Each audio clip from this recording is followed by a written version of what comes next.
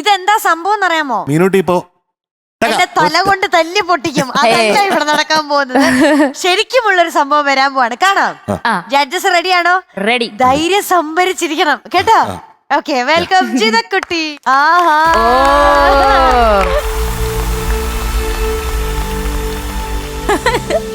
Hi Jitha, നമ്മൾ friends ആണ്. നമ്മള് വലിയ ഫ്രണ്ട്സ് അല്ലേ? വലിയ ഫ്രണ്ട്സ് അല്ലേ? അല്ലേ? സാധാരണ ഈ കരാട്ടയിലൊക്കെ ഹുസ് എന്നൊക്കെ പറയുമല്ലോ. അതെന്താണ് അതിന്റെ അർത്ഥം? ഹൈ. അപ്പൊ ശരിക്കും അങ്ങനെ അതാണ് തുടക്കത്തിൽ. അപ്പൊ ഹുസ്. അതെ, പിന്നെ ഇത് ശരിയാണോ? അതായത് ഇങ്ങനെ പഞ്ച്. ഓ ഓ ഓ, ശരിയാണോ?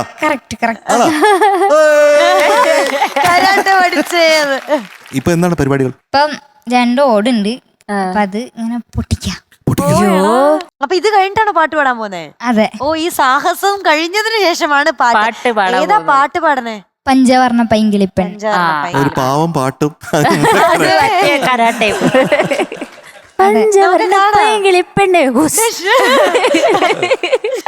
തുടങ്ങാം.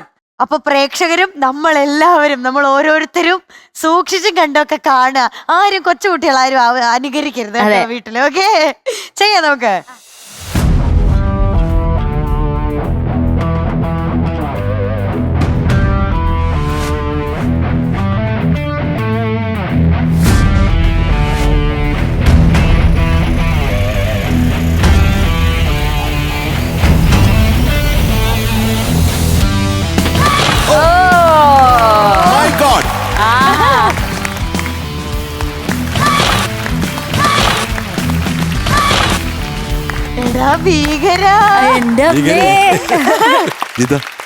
ഞാനിവിടെ ഒന്നും പറഞ്ഞില്ലേ? നല്ല മാർക്ക് തരാം, സത്യമായിട്ടും. ജഡ്ജസ് മാർക്ക് കൊടുക്കുന്നതാണ് നമുക്ക്. അതെ അതെ, പാടുന്നതിന് മുന്നേ. ഈ പാട്ടിന് മൊത്തം ഭയങ്കര കമന്റ് ആയിരിക്കും. അതെ, മോള് നന്നായി പാടി, നല്ലോണം പാടി.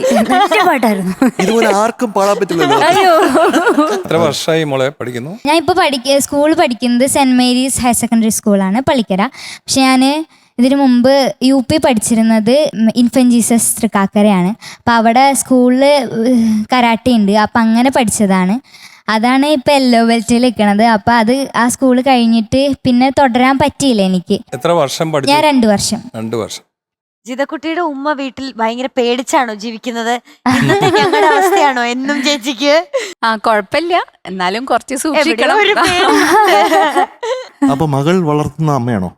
അല്ലല്ല, തിരിച്ചു നല്ലോണം കിട്ടാറുണ്ടല്ലേ. സൈലന്റ് ആവാല്ലേ? നമ്മള് സൈലന്റ് ആവുന്നതിലാണ് നല്ലത് അല്ലേ?